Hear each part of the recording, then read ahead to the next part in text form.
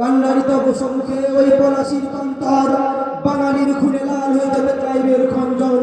ওই গঙ্গায় ডুবি আছে হাই ভারতের দিবাকর, উঠিবে সে রবি আমাদের খুনে রাঙায় পড়ল। প্রিয় বন্ধুগণ, আজকের আলোচ্য বিষয় হলো ভারতবর্ষের স্বাধীনতা সংগ্রামে ওলামাদের অবদান। কেননা আজকের এই স্কুল কলেজ ইউনিভার্সিটির ছাত্রদেরকে যদি প্রশ্ন করা যায় এই ভারতবর্ষকে স্বাধীন করার জন্য কাদের অবদান বেশি ছিল এবং কাদের ত্যাগ ও আত্মবলিদানে আজ এই ভারতবর্ষের স্বাধীন হয়েছে, তারা সকলে বলে উঠবে বিনয়, বাদল, দীনেশ, নেতাজি সুভাষচন্দ্র বসু, মাতঙ্গিনী হাজরা ইত্যাদি। কিন্তু বড় দুঃখের বিষয়, কোন আলেম ওলামার নাম শুনতে পাওয়া যায় না, কোন মুসলমান ভাইয়ের নাম শুনতে পাওয়া যায় না।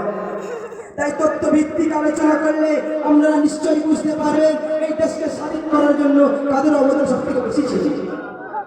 প্রিয় বন্ধুগণ, আমরা সকলে জানি আজ থেকে ৭৯ বছর পূর্বে এই ভারতবর্ষ ছিল অত্যাচার জালের শাসে করে দিল।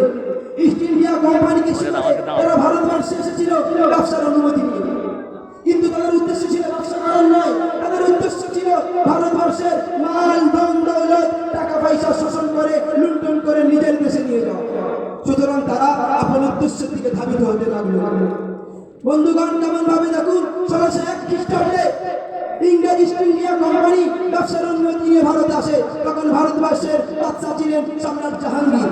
বাদশাহ তাদের মনোভাবনা বুঝতে পেরে সুধারণা রেখে তাদেরকে ব্যবসার অনুমতি দিয়েছিলেন এবং তাদের প্রতি সুধারণা রেখে ৫০০ বর্গমিটার জমি এক এক ইংরেজের হুকুমতে ন্যস্ত করে দিয়েছিলেন। কিন্তু তারা যে বেঈমান, বিশ্বাসঘাতক, নেমখারাপ বাদশাহ জানতো না। সুতরাং তারা ভারতবর্ষকে এখন কব্জা করতে আরম্ভ করল। এমনই ভাবে ১৭১৭ খ্রিস্টাব্দে মাইসুর নবস্থান তারা দখল করে নেয়। তারপরে ১৭৫৭ খ্রিস্টাব্দে ২৩শে জুন পলাশির